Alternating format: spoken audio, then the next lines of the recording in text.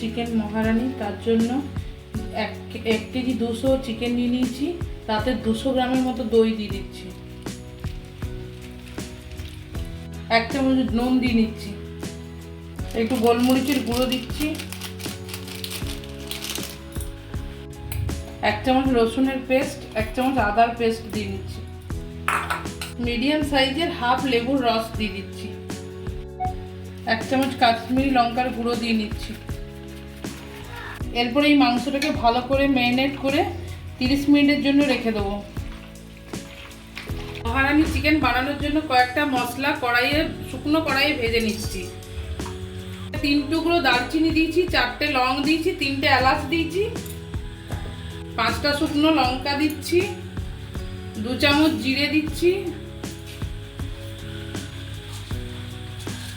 3 চামচ ধনে দিচ্ছি, গোটা ধনে। একটু হালকা করে ভেজে নিচ্ছি যতক্ষণ না মশলার গন্ধ উঠছে। এটা ভাজা হয়ে গেছে, এটা নামিয়ে মিক্সিতে গুঁড়ো করে নেবো।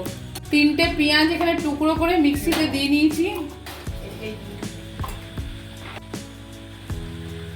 4-5টা লঙ্কাও দিয়ে নিচ্ছি, এটা এরপরে পেস্ট করে নেবো।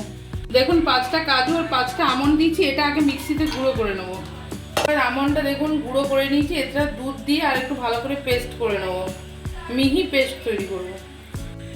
চিকেন মহারানি বানানোর জন্য কড়াইয়ে সর্ষের তেল নিয়ে নিচ্ছি, আপনারা চাইলে এতে সাদা তেলও ব্যবহার করতে পারেন। সর্ষের তেলটা কম পরিমাণে নিয়েছি, 1 চামচ এতে ঘি দিয়ে দিচ্ছি। আপনারা চাইলে রান্নাটা পুরো ঘিও করতে পারেন। ফোড়ন হিসাবে দিচ্ছি একটা গোটা গরম মশলা, এতে একটা কুচনো পেঁয়াজ দিয়ে দিচ্ছি। পেঁয়াজটা একটু সামান্য ভাজতে হবে। পেঁয়াজটা ভাজা হয়ে গেছে, এতে পেঁয়াজটা বেটে রাখা পেঁয়াজটা দিয়ে দিচ্ছি, এটা আবারও কিছুক্ষণ ভাজতে থাকবো। বেটে রাখা আদা রসুনের পেস্টটাও দিয়ে দিচ্ছি। এই মশলাটা এরপরে তেল ছেড়ে আসা পর্যন্ত কষতে থাকবো। কষানোর সময় একটু সামান্য নুন দিয়ে দিচ্ছি, 1/2 চামচ হলুদ গুঁড়ো দিয়ে দিচ্ছি, মশলার মধ্যে একটু সামান্য কসুরি মেথির পাতা দিয়ে নিচ্ছি। মশলাটা কষানো হয়ে গেছে, এর মধ্যে ম্যারিনেশন করে রাখা চিকেনটা দিয়ে নিচ্ছি। মশলার সাথে চিকেনটাকে ভালো করে মিশিয়ে নেবো।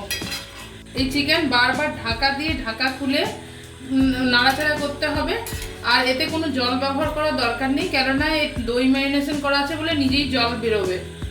মাংসটা প্রায় অর্ধেক সেদ্ধ হয়ে গেছে, এই অবস্থায় ভেজে রাখা গুঁড়ো মশলাটা 2 চামচ দিয়ে দেবো।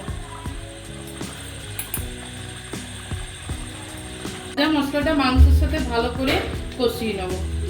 চিকেনটা কষানো হয়েই গেছে, এবারে আমন্ড আর কাজুর পেস্টটা দিয়ে দিচ্ছি। কাজুর পেস্টটা দিয়ে এটাকে আর বেশ কিছুক্ষণ কষতে হবে।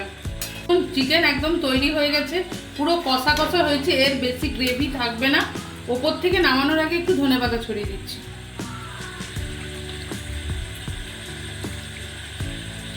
চিকেন মহারানি তৈরি হয়ে গেছে, এটা রুটি কিংবা লুচির সাথে পরিবেশন করুন, দারুণ লাগবে।